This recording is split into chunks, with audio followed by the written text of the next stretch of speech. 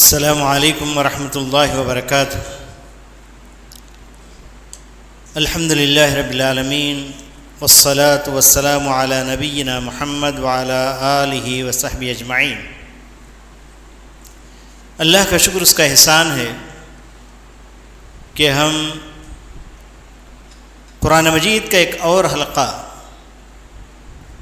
یعنی قرآن مجید کی تفسیر کا ایک اور حلقہ لے کر ہم بیٹھے ہوئے ہیں تاکہ کچھ سنیں اور سنائیں۔ اور یہ حلقہ شروع ہوتا ہے سورہ اعراف کی آیت نمبر 164، 60 پر 4۔ اس سے پہلے ایک آیت گزر چکی ہے جس کے اندر اللہ تبارک تعالیٰ نے 163 والی آیت میں اللہ تبارک تعالیٰ نے ایک قریے کا تذکرہ فرمایا ہے۔ اس قریے کا نام ایلا بتایا جا رہا ہے۔ مدین اور فلسطین کے درمیان یہ قریہ پایا جاتا ہے، جہاں پر ایک قوم کو آزمایا گیا تھا، وہ یہودی قوم تھی۔ جیسا کہ اللہ تعالیٰ نے ارشاد فرمایا وَاسْأَلْهُمْ عَنْ قَرْيَةِ الَّتِي كَانَتْ حَاضِرَةَ الْبَحْرِ، سمندر کے ساحل پر ایک قریہ تھا۔ اللہ تبارک تعالیٰ نے ہفتے کے دن سمندر کا شکار کرنے سے یہودیوں کو منع فرمایا تھا، اور اسی دن مچھلیاں بڑھ چڑھ کر وہاں چلی آتی تھی اور باقی دنوں میں نظر نہیں آتی تھی۔ اس لیے انہوں نے ہیلے سے کام لیا۔ وہ یہ کہ جیسا کہ تفسیر میں بیان کیا گیا ہے، آنے والی مچھلیوں کو انہوں نے ایک ایسا گڈھا بنا دیا کہ جس کے اندر آ کر پوری مچھلیاں پڑ جائیں اور دوسرے دن اس کا شکار کر لیں۔ تو یہ ہیلے اور بہانے سے انہوں نے اللہ تبارک تعالیٰ کی نافرمانی کی انہوں نے۔ تو بہرحال یہ قریہ تھا جنہوں نے نافرمانی کی، لیکن اس سے مقام پر لوگ 3 گروہ میں بڑھ گئے تھے۔ یہ ایک گروہ جنہوں نے غلطی کی، ایک دوسرا گروہ اس غلطی پر خاموشی اختیار کیا تھا، ایک تیسرا گروہ جو انہیں منع کر رہا تھا۔ تو اس سے پتہ چلا کہ ان تینوں کے ساتھ اللہ تبارک تعالیٰ نے جو معاملہ کیا ہے اس کو سامنے رکھتے ہوئے ہمیں پتہ چلتا ہے کہ ہر حال میں ہمیں دعوت کا کام کرنا چاہیے۔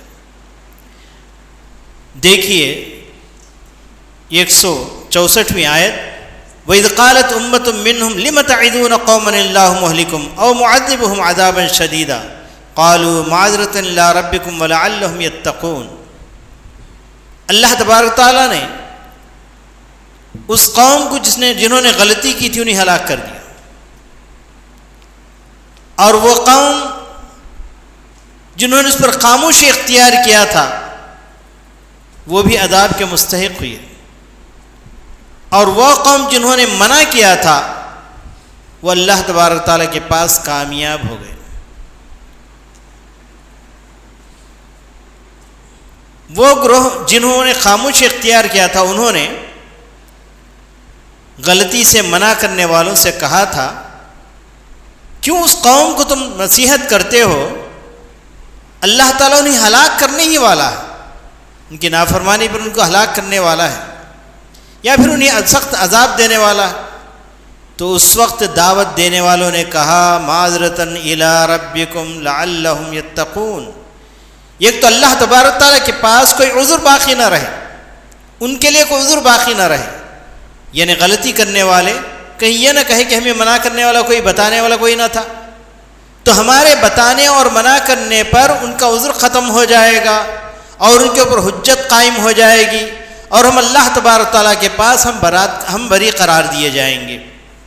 اور اس بات کی بھی امید ہے کہ شاید وہ لوگ ڈر جائے، تقوی اختیار کرے، اپنی معصیت سے باز آ جائے۔ تو اس سے یہاں پر علماء کرام نے اس بات پر استدلال کیا ہے کہ ہر حال میں ہمیں دعوت کا کام کرنا ہے، چاہے دنیا جتنا بھی بگڑ جائے، دنیا والے جتنا بھی معصیت پرست ہو جائے یا معصیت کرنے والے ہو جائے، پھر بھی ہمیں دعوت کا کام بہرحال کرنا ہے، کیونکہ اللہ تبارک تعالیٰ معذرۃ الی ربنا، اپنے پروردگار کے پاس ہے، کوئی ان کے لیے عذر باقی نہ رہے، اور ہمارے لیے اللہ تبارک تعالیٰ براءت لکھ دے، ہر حال میں ہمیں دعوت کا کام کرنا ہے۔ اس کے بعد دیکھیے ایک اور مضمون، اللہ تبارک تعالیٰ نے اپنی ربوبیت کا اقرار اس وقت کیا جب کہ ہم آدم کے پیٹ میں تھے۔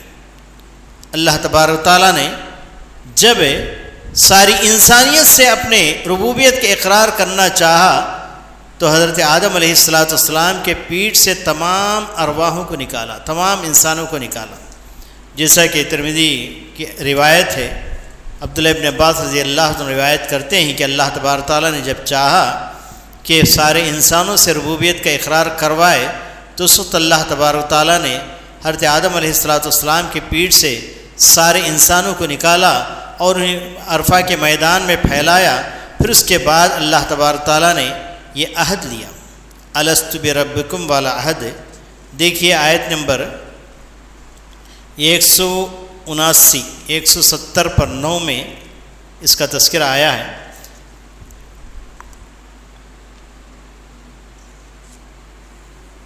جی ہاں، نہیں، یعنی اس کے بعد 170 پر 2 170 پر 2 میں 172 کے اندر اس کا تذکرہ آیا ہے۔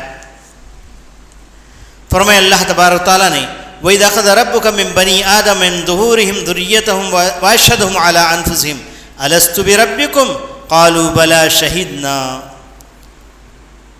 اس وقت کو یاد کرو جبکہ تمہارے پروردگار نے آدم کی اولاد سے، ان کی پیٹوں سے ان کی اولاد کو نکالا اور ان پر اللہ تبارک تعالیٰ نے گواہ مقرر کیا اور پوچھا الست بربکم، پوچھا کہ کیا میں تمہارا پروردگار نہیں ہوں؟ تو تمام انسانوں نے کہا کہ بلا، تو کیوں نہیں، شہیدنا، ہم نے گواہی دی۔ تو اس کے اندر کوئی انسان استثناء نہیں ہے، چاہے ملحدین ہو، چاہے مشرکین ہو، چاہے وہ کسی بھی مذہب سے اپنا تعلق رکھنے والے ہو، چاہے وہ شداد ہو، چاہے فرعون ہو، چاہے اس زمانے کے فرعون ہو، کوئی بھی ہو، ہر ایک نے اقرار کیا۔ تو اسی لیے اللہ تبارک و تعالیٰ کفار مکہ کے بارے میں اللہ تعالیٰ نے فرمایا ہے کہ یہ چیز جو ربوبیت ان کے دلوں میں گاڑ دی گئی تھی، ہر انسان کے دل میں گاڑ دی گئی ہے، ہر انسان جانتا ہے کہ اس کو پیدا کرنے والا اوپر ہے۔ یہ بات الگ ہے کہ وہ لوگ بھلا دیے تھے، بھلانے کی وجہ سے آج ہم انہیں یاد دلانا ہے۔ ہم جب دعوت کا کام کرنے کے لیے جاتے ہیں تو کسی بھی مدعو کو اگر اس سے چنگاری کو ہم یعنی روشنی دے تو پھر اس کے اندر ایمان جاگ اٹھتا ہے اور وہ عہد اس کے دل میں جاگ اٹھتا ہے، جو عہد اس نے عہد و پیمان جو اللہ تبارک تعالیٰ سے کیا تھا۔ اس لیے کہا جاتا ہے کہ ربوبیت اس کے لیے انبیاء نہیں بھیجے گئے، صرف ربوبیت کو یاد دلانے کے لیے بھیجے گئے، توحید الوہیت کے اوپر لوگوں کو گامزن کروانے کے لیے، توحید الوہیت کی طرف بلانے کے لیے، توحید الوہیت کے اوپر یعنی لوگوں کو عمل کروانے کے لیے بھیجے گئے۔ اگر کوئی شخص توحید الوہیت کو مانتا ہے پھر بھی وہ موحد نہیں کہلائے گا، لیکن یہ چیز ان کے دلوں میں ہے، اس لیے ہمیں دعوت کا کام کرنا بھی بڑا آسان ہو جاتا ہے۔ تو ہمارا اپنا دعوت کا تجربہ یہ بتاتا ہے کہ جس کسی کے پاس جا کر ہم نے توحید کی بات رکھی اور توحید ربوبیت کا تذکرہ کیا، ماننے پر آدمی مجبور ہو گیا، تو اس سے پتہ چلتا ہے کہ اللہ تبارک تعالیٰ ان کے دلوں میں رکھا تھا۔ لیکن توحید ربوبیت کو ماننے ہی سے انسان مسلمان نہیں ہو جائے گا، اس لیے کہ اللہ تبارک تعالیٰ نے ایک اور جگہ ارشاد فرمایا، بہت سے لوگ مومن ہونے کے باوجود بھی وہ شرک کرتے ہیں، مومن ہونے کے باوجود بھی۔ کفار مکہ جب ان سے پوچھا جاتا کہ انسان تو من خلق السماوات والارض لیقولن اللہ، جب ان سے پوچھا جاتا آسمان و زمین کو پیدا کرنے والا کون ہے تو وہ فوراً کہتے کہ اللہ تبارک تعالیٰ ہی۔ پھر جب پوجا کا اور پوجا پاٹ اور عبادت کا وقت آتا تو دوسرے معبودوں کو سامنے رکھ لیتے۔ تو اللہ تبارک تعالیٰ اسی عہد کی طرف اشارہ کیا ہے اس آیت کے اندر، سورہ اعراف کی آیت نمبر 172 کے اندر۔ چلیے آگے بڑھیں۔ اس کے بعد اللہ تبارک تعالیٰ نے یہ 179 یعنی 70 پر 9ویں آیت کے اندر اللہ تبارک تعالیٰ نے ارشاد فرمایا کہ اس دنیا کے اندر اللہ تبارک تعالیٰ نے بہت سے جن و انس کو رکھا ہے. اللہ تبارک تعالیٰ ان کو اللہ تعالیٰ نے دل دیا ہے، لیکن اس دل کو استعمال کر کے توحید تک نہیں پہنچ پا رہے ہیں. اللہ تبارک تعالیٰ نے ان کو آنکھیں دیا ہے، اللہ تبارک تعالیٰ کی نشانیاں نہیں دیکھ پا رہے ہیں. بلکہ اللہ تبارک تعالیٰ نے ان کو کان دیا ہے، اللہ تبارک تعالیٰ کا پیغام سن نہیں پا رہے ہیں. اس کی طرف اشارہ کرتے ہوئے اللہ تعالیٰ نے کہا یہ تمام کے تمام جہنم کے ایندھن بننے والے ہیں. فرمایا وَلَقَدْ ذَرَأْنَا لِجَهَنَّمَ كَثِيرًا مِنَ الْجِنِّ وَالْإِنسِ. اللہ تعالیٰ نے بہت سے جن و انس کو جہنم کے لیے پھیلا رکھا ہے دنیا کے اندر. ان کے لیے دل ہیں لا يفقهون بها، ان کے ذریعے وہ لوگ سمجھتے نہیں، اور ان کے لیے آنکھیں ہیں لیکن اس کے ذریعے وہ لوگ دیکھتے نہیں ہیں، اور ان کے لیے کان ہیں مگر اس سے وہ سنتے نہیں. حقیقت میں یہ کان، یہ ناک، یہ دل اللہ تبارک تعالیٰ کو پہچاننے کے لیے اللہ تبارک تعالیٰ نے دیا ہے، اور ساری دنیا کے اندر اللہ تعالیٰ اپنی نشانیاں پھیلایا ہے. تو انسان ان تمام نشانیوں سے، کائنات کی ہر چیز سے فائدہ تو اٹھا رہا ہے، دنیا تو بنا رہا ہے، لیکن جو اصل مقصد ہے اللہ تعالیٰ کو پہچاننے کا وہ پہچان نہیں پا رہا ہے، نہ پہچاننے والے جہنم کا ایندھن بننے والا. اور آگے بڑھیے 180 والی آیت، جس کے اندر اللہ تبارک تعالیٰ نے اسماء حسنہ کا ذکر فرمایا ہے. 180 آیت نمبر 180 کے اندر اللہ تبارک نے ارشاد فرمایا. اس کے بعد والی آیت وَلِلَّهِ الْأَسْمَاءُ الْحُسْنَى فَادْعُوهُ بِهَا وَذَرُوا الَّذِينَ يُلْحِدُونَ فِي أَسْمَائِهِ سَيُجْزَوْنَ مَا كَانُوا يَعْمَلُونَ. صحیح بخاری اور صحیح مسلم کی حدیث سے پیارے نبی صلی اللہ علیہ وسلم نے ارشاد فرمایا وَلِلَّهِ 99 اسما من حصاها دخل الجنہ. اللہ تبارک تعالیٰ کے لیے 99 نام ہیں، جس کسی نے اس کو یاد کیا وہ جنت میں داخل ہو گیا. کیا مطلب؟ ان ناموں کو صرف یاد کرنا ہی نہیں، بلکہ ان ناموں پر ویسے ایمان رکھنا ہے جیسے ایمان لانے کا حق ہے. فدوہ بھی اللہ تعالیٰ نے کہا اللہ تعالیٰ کو اگر بلانا ہے تو انہی ناموں سے بلانا ہے، کوئی اور نام اللہ تعالیٰ کے لیے لائق نہیں ہے، اور اللہ تبارک تعالیٰ کے لیے نام لینا نہیں ہے. دوسری زبانوں میں کبھی کبھی نام لے لیا جاتا ہے، خدا کہتے ہیں، کبھی دیوڑو کہتے ہیں، کبھی گاڈ کہتے ہیں. شیخ اسلام تیمیہ رحمۃ اللہ علیہ نے کہا کہ جب تک سامنے والے کو اللہ کون ہے اس کی پہچان نہ ہو، اس وقت تک اس کے ساتھ استعمال کر سکتے ہیں گاڈ یا دیوڑو یا دوسرے الفاظ میں. لیکن جیسے اس نے اللہ کو پہچان لیا، پھر اس کے بعد اس کے سامنے صرف اللہ تبارک تعالیٰ کے جو اسماء حسنہ ہیں انہی کو استعمال کرنا ہے.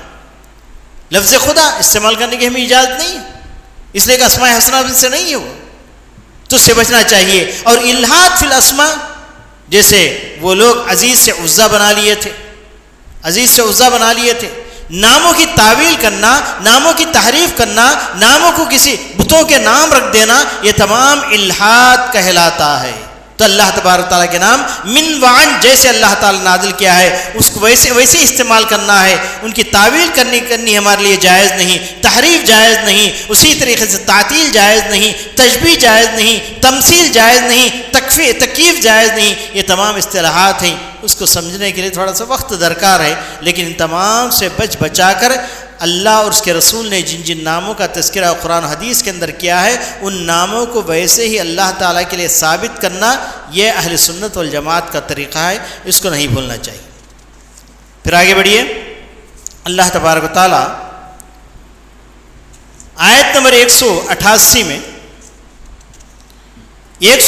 اللہ تبارک و تعالیٰ نے علم غیب کا تذکرہ کیا ہے. اس سے پہلے بھی مضمون بار بار آ چکا ہے. اس کے اندر بھی پیارے نبی صلی اللہ علیہ وسلم کے زمانے اللہ تعالیٰ نے اعلان کروایا ہے قُلْ لَا أَمْلِكُ لِنَفْسِي نَفْعًا وَلَا ضَرًّا. اے محمد صلی اللہ علیہ وسلم اعلان کر دیجئے میں اپنی ذات کے لیے نفع و نقصان کا مالک نہیں ہوں، الا ماشاء اللہ، اللہ جتنا نقصان پہنچانا چاہے پہنچائے گا، جتنا فائدہ پہنچانا چاہے پہنچائے گا. وَلَوْ كُنْتُ عَالِمَ الْغَيْبِ لَاسْتَكْثَرْتُ مِنَ الْخَيْرِ. اگر میں غیب جانا ہوتا تو میں بھلائی سمیٹ لیتا، مجھے کوئی برائی نہیں پہنچتی. میدان احد میں اللہ کے رسول صلی اللہ علیہ وسلم زخم کھا کر گر گئے تھے. قود آپ کے پیشانی میں چوب گیا تھا. پیارے نبی صلی اللہ علیہ وسلم کفار کے کھودے ہوئے گڈھے میں جا کر گر پڑے تھے اور آپ کا پیشانی لہو لہان ہو گیا تھا. یہ تمام تکلیفوں کو برداشت کر لیا۔ اگر اللہ کے رسول صلی اللہ علیہ وسلم کو علم غیب ہوتا تو یہ نقصان اللہ کے رسول صلی اللہ علیہ وسلم کو پہنچتا نہیں، پہنچنے سے پہلے اللہ کے رسول صلی اللہ علیہ وسلم آگاہ ہو جاتے۔ فرمایا لو كنت عالم الغیب لاستکثرت من الخیر وما مسنی السوء، مجھے کوئی نقصان نہیں پہنچتا، بہت سے نقصان پیارے نبی صلی اللہ علیہ وسلم کو پہنچے ہیں۔ تو ان واقعات کو اس آیت کے ساتھ جوڑ کر ایک آدمی سمجھ سکتا ہے کہ علم غیب صرف اللہ تبارک تعالیٰ کو ہے، پیارے نبی صلی اللہ علیہ وسلم کو علم غیب نہیں تھا۔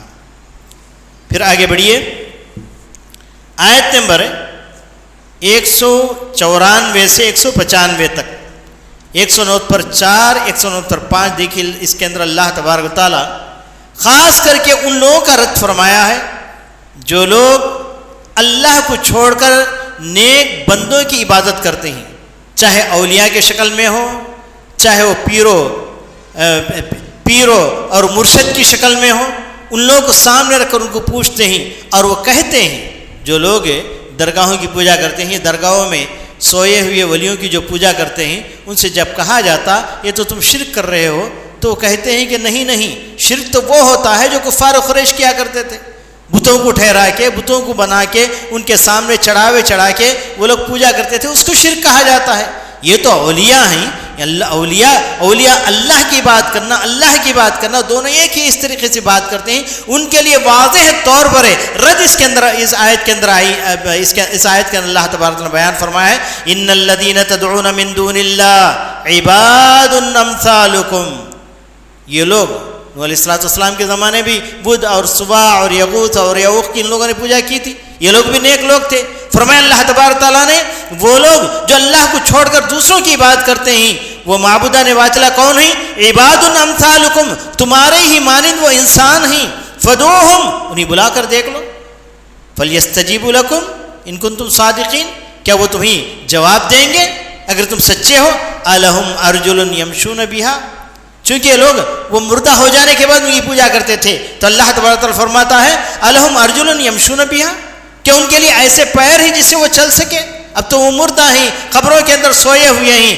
الہم ارجل یمشون بہا ام لہم اید یبطشون بہا، کہ ان کے لیے وہ ہاتھ ہیں جس سے وہ پکڑ سکے؟ ہاتھ تو ہیں مگر پکڑ نہیں سکتے، وہ لوگ مردہ ہیں۔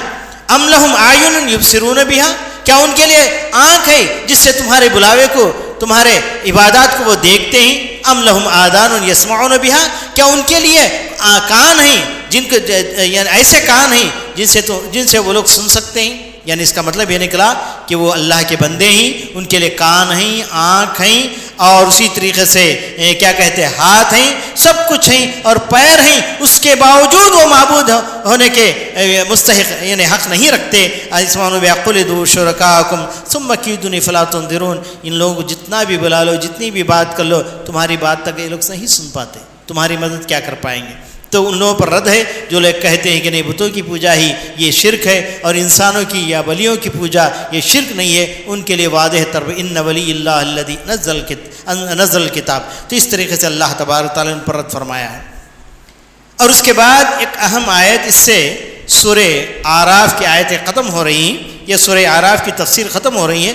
204 نمبر اٹھا لیجئے، 204، وَإِذَا قُرِئَ الْقُرْآنُ فَاسْتَمِعُوا لَهُ وَأَنصِتُوا لَعَلَّكُمْ تُرْحَمُونَ۔ اس آیت سے وہ لوگ جو آمین بالظہر کے قائل نہیں ہیں، وہ لوگ اس آیت سے بہت بڑی دلیل لیتے ہیں اور کہتے ہیں کہ اللہ تبارک تعالیٰ قرآن مجید میں ارشاد فرمایا ہے، اذا قرئ القرآن فاستمعوا له وانصتوا لعلكم ترحمون، جب قرآن پڑھا جائے تو غور سے سنو اور خاموشی اختیار کرو، شاید کہ تم پر رحم کیا جائے۔ تو قرآن مجید امام صاحب پڑھ رہے ہیں، ہم کو غور سے سننا ہے، پیچھے قرآن مجید نہیں پڑھنا ہے، یہ ان کی دلیل ہے۔ اور کہتے ہیں کہ قرآن مقدم ہے حدیث پر، بات ایسی نہیں ہے، قرآن اور حدیث دونوں کے دونوں من جانب اللہ ہے۔ حدیث کے اندر کیا کہا گیا کہ من لم یقرأ بأم القرآن فلا صلاۃ لمن لم یقرأ بأم القرآن، نماز کے اندر جو وہ شخص جو ام قرآن یعنی ام القرآن سے مراد سورہ فاتحہ اگر نہیں پڑھتا تو اس کے لیے نماز ہی نہیں ہے۔ تو کیا حدیث اور قرآن کے اندر یہاں ٹکراؤ ہے؟ ٹکراؤ بالکل نہیں ہے۔ قرآن بھی من جانب اللہ ہے اور حدیث بھی من جانب اللہ ہے، دونوں کے اندر توافق ہے۔ یعنی اللہ تبارک تعالیٰ نے جہاں پر خاموشی اختیار کرنے کے لیے کہا اور وہیں پر پیارے نبی صلی اللہ علیہ وسلم نے تم خاموشی اختیار کرو. کب؟ ضم سورہ کرتے ہوئے. ضم سورہ فاتحہ کے بعد جو قرات پڑھی جاتی ہے اس وقت خاموشی اختیار کرنا ہے. اس وقت بات کرنے کی بالکل اجازت نہیں ہے اور اس کے اوپر یہ آیت فٹ آتی ہے.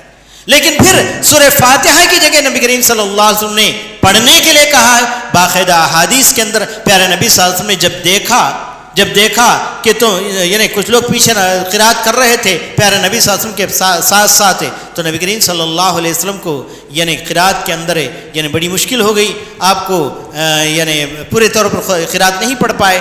اس کے بعد پوچھا سلام پھیرنے کے بعد تم میرے سے پیچھے پڑھتے ہو؟ کہا کہ ہم پڑھتے ہیں. تو نبی صلی اللہ علیہ وسلم نے صاف منع کر دیا کہ نہیں پڑھنا چاہیے سوائے سورہ فاتحہ.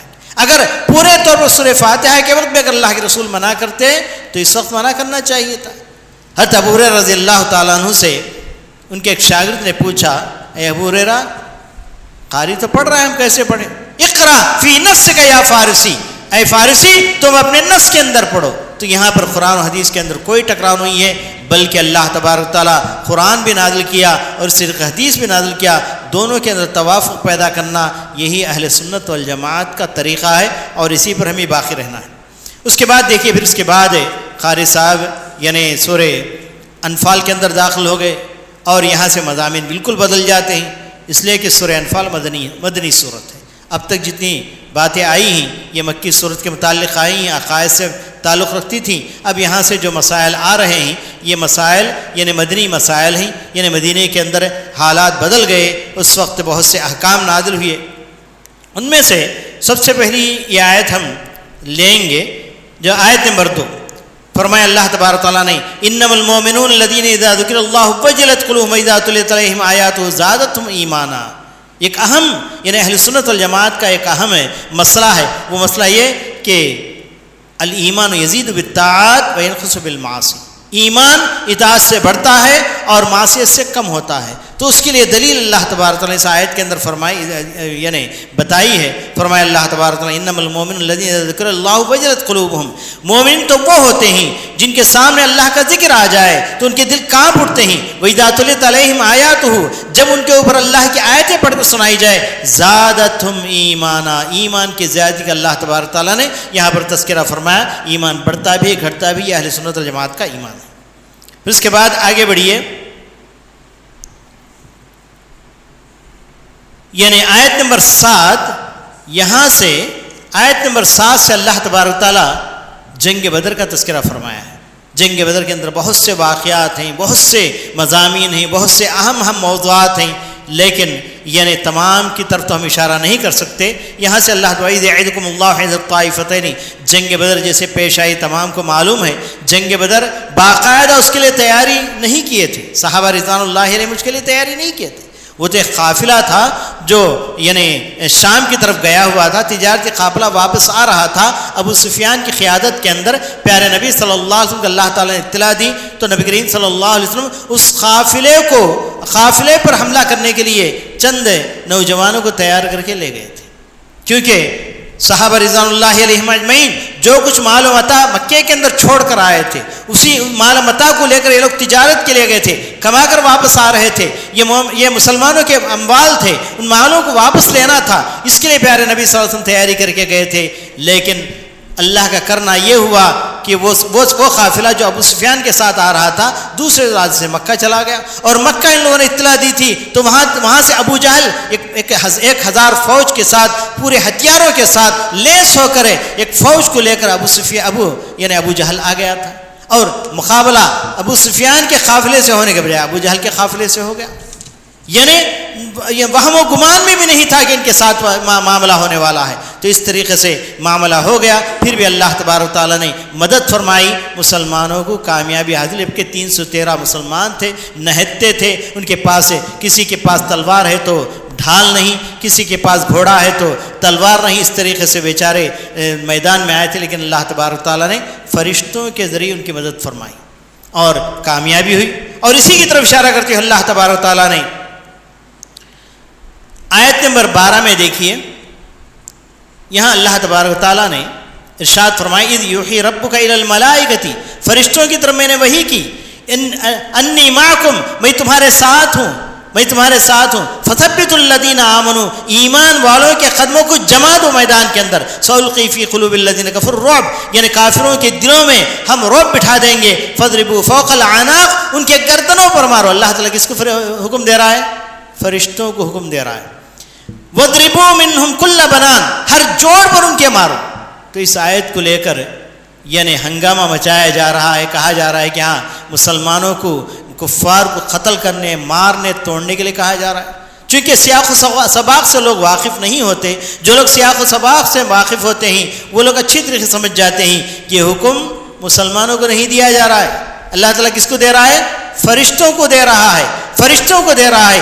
جبکہ وہ لوگ مقابلے میں آ گئے تھے، جنگ کے لیے پوری تیاری کر کے آئے تھے، جبکہ مسلمانوں کے پاس ہتھیار نہیں تھے. مسلمان 313 تھے، اس کے مقابلے میں گھوڑوں کے ساتھ، پورے ہتھیاروں کے ساتھ لیس ہو کر 1000 کی تعداد آئی تھی. کہ اللہ تبارک تعالیٰ ایسے ہی مٹھی بھر مسلمانوں کو ختم کر دے گا؟ جبکہ پیارے نبی صلی اللہ علیہ وسلم نے رو رو کر، گڑ گڑا کر، اے اللہ ایک مٹھی بھر مسلمان ہی اگر یہ لوگ ہلاک ہو جائے، لن تعبد ابدا، اے پروردگار اس کے بعد تیری عبادت کرنے والا اس دنیا کے اندر کوئی نہیں رہے گا.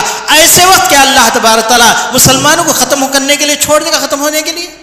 تو ایسے وقت یہ آیت نازل ہوئی ہے، اور اس آیت کو لے کر کہتے ہیں کہ نہیں لوگوں پر یعنی جاؤ اور جا کر جہاں کہیں کفار ملو وہاں پر ان کے جوڑوں پر مارو، ان کے گردنوں پر مارو، قتل کر دو. یہ بات کا حکم دیا، اس بات کا حکم دیا جا رہا ہے. بات ایسی نہیں. یہاں پر اللہ تعالیٰ کس کو حکم دے رہا ہے؟ فرشتوں کو حکم دے رہا ہے. مسلمانوں کو بچانے کے لیے، اس جماعت کو بچانے کے لیے. اگر وہ جماعت ختم ہو جائے تو دنیا میں پھر اللہ تبارک تعالیٰ کی بات کرنے والا کوئی باقی نہیں رہے گا. تو بہرحال اس کے بعد آگے بڑھیے، آیت نمبر 17 دیکھیے. اور یہاں بدعتیوں کے لیے ایک بہت بڑا ہتھیار ہے. یہاں پر وہ لوگ جو بدعتی کہتے ہیں کہ اللہ اور محمد دونوں ایک ہی ہیں، دونوں میں کچھ فرق نہیں. دلیل دیکھیے، ان کے لیے دلیل یہاں پر مل جا رہی ہے، لیکن حقیقت میں دلیل نہیں ہے. جس کو سمجھنا ہے، فَلَمْ تَقْتُلُوهُمْ وَلَكِنَّ اللَّهَ قَتَلَهُمْ وَمَا رَمَيْتَ إِذْ رَمَيْتَ وَلَكِنَّ اللَّهَ رَمَى. اس آیت سے، اس ٹکڑے سے لوگ دلیل لیتے ہیں. اے محمد صلی اللہ علیہ وسلم، جب تم نے ان کی طرف مٹھی بھر مٹی لے کر پھینکا، ان کے آنکھوں میں مٹی پڑ گئی، اور تو اس وقت پھینک رہے تھے، آپ نہیں پھینک رہے تھے. کون پھینک رہا تھا؟ اللہ تبارک تعالیٰ پھینک رہا تھا. اور آگے بڑھ کر یعنی وما رمیت اذ رمیت ولکن اللہ رمى وليبلي المؤمنین منہ بلاء حسنا ان اللہ سمیع علیم. تو اس آیت سے دلیل لیتے ہیں کہ اللہ اور محمد ایک ہی ہے، کیونکہ وہاں جب محمد پھینک رہے تھے تو محمد نہیں تھے، وہ کون تھا؟ اللہ تعالیٰ. تو ان کے لیے رد میں ہم یہ کہہ سکتے ہیں فَلَمْ تَقْتُلُوهُمْ وَلَكِنَّ اللَّهَ قَتَلَهُمْ. اس سے پہلی یعنی ٹکڑا ہے اس آیت کے اندر ہے. اللہ تعالیٰ فرمایا تم لوگ نہیں قتل کیے. کس کو؟ جب جنگ ہو رہی تھی، بدر کی جنگ ہوئی، اس کے اندر یعنی 70 کافروں کو قتل کر دیے تھے مسلمان. تو اس وقت اللہ تبارک فرماتا ہے اے مومنو، جب تم قتل کر رہے تھے، تم نہیں قتل کر رہے تھے. کون قتل کیا؟ کس نے قتل کیا ہے؟ اللہ تعالیٰ نے قتل کیا ہے.